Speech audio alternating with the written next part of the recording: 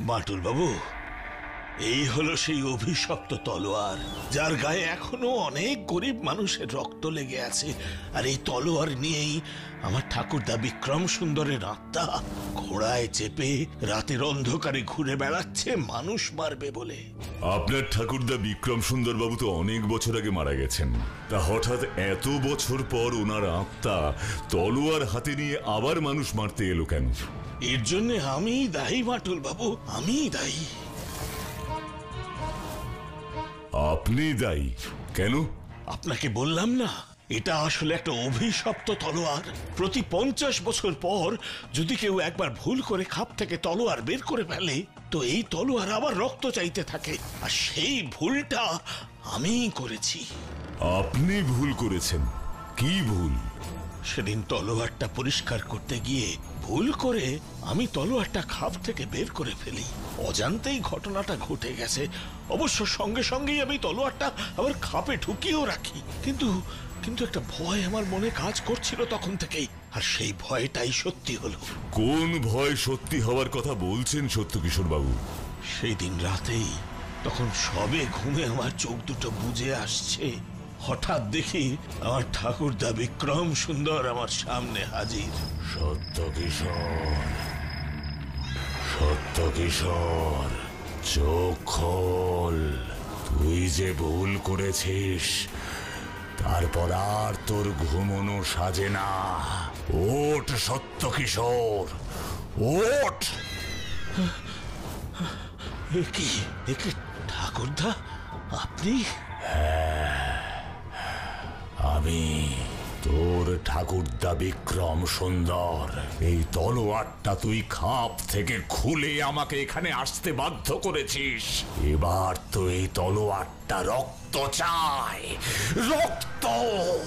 ভুল হয়ে গেছে ঠাকুরদা, ভুল হয়ে গেছে, আমায় ক্ষমা করে দিন, ক্ষমা করে দিন।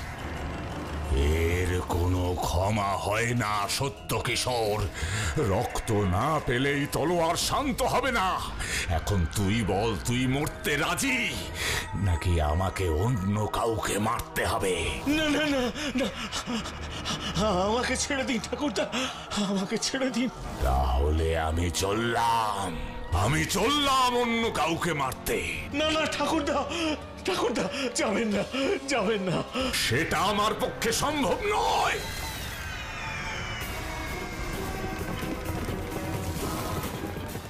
তারপর থেকে শুরু হয় রাতের বেলা ঘোড়ায় চেপে তলোয়ার হাতে ঠাকুরদার নীলগঞ্জে ঘুরে বেড়ানো।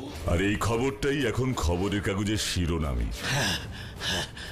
এখন আপনি বলুন বাটুল বাবু, এই বিপদ থেকে কি করে রক্ষা পাওয়া যায়? 50 বছর পর আত্মা এসেছে তলোয়ারের রক্ত পিপাসা মেটাতে।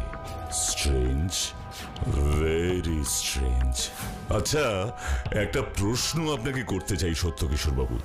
হ্যাঁ, নিশ্চয়ই, কি প্রশ্ন বলুন। আপনি বলছেন তলোয়ারটা নিয়ে বিক্রম সুন্দর বাবু চলে গিয়েছিলেন, কিন্তু তলোয়ারটা তো দেখছি খাপের মধ্যেই আছে। হ্যাঁ, আসলে ঠাকুরদা তলোয়ারটা গভীর রাতে নিয়ে যান, কিন্তু সকালবেলা ঘুম থেকে উঠে দেখি আবার তলোয়ারটা এই খাপের মধ্যেই আছে। এই তলোয়ার নিয়ে যাওয়ার দিয়ে যাওয়ার ঘটনাটা আপনি দেখেছেন? না না, সেটা আমি নিজের চোখে দেখিনি। ঠাকুরদা কখন আসেন আর কখন যান সেটা কেউ জানে না। এই তলোয়ারের ব্যাপারটা আপনি ছাড়া আর কে জানে? এখন তো প্রায় সবাই জেনে গেছে, কিন্তু আগে আমি ছাড়া জানতো শুধু আমাদের ওই চাকর কেষ্টা আর নায়েব শ্যামাচরণ। আর খুব বেশি হলে জানতে পারে শ্যামাচরণের ছেলে কুন্তল, যদি শ্যামাচরণ ওকে কিছু বলে থাকে, ওই আর কি। তলোয়ারটা একবার দেখতে পারি সত্যকিশোর বাবু? হ্যাঁ হ্যাঁ, অবশ্যই দেখতে পারেন, কিন্তু এই রাতে ওটাকে বের করবেন? মানে বলতে চাইছি, আবার যদি কিছু একটা হয়ে যায়, তার চেয়ে কাল সকালে না হয় দেখবেন। না, আমাকে তলোয়ারটা এক্ষুনি দেখতে হবে। দেখুন তাহলে। তাহলে এই সেই রক্তলোভী তলোয়ার।